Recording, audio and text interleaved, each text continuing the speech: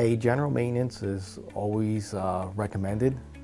We can generally catch problems before they are problems. Nothing worse than it was 90 degrees outside and you didn't have general maintenance and it was a simple repair and you're waiting 8, 10, 24 hours before a tech can come out there to make a, $100 repair that could have been caught on a general maintenance. The benefits of a maintenance plan would be you do get the low monthly payments, you get priority service, after hour service. We're here 24 hours.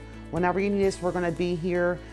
A maintenance plan, again, we can catch the easy problems before they become hard problems to leave people without heating or cooling.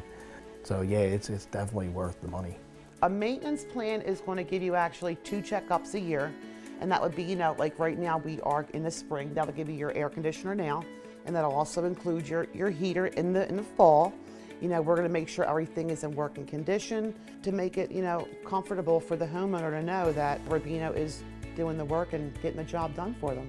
When your units are serviced right and everything's done, it's going to give you, a peace of mind. That's what it's really going to do, have them maintained every year. It's really important to have your heater and your air conditioner checked up.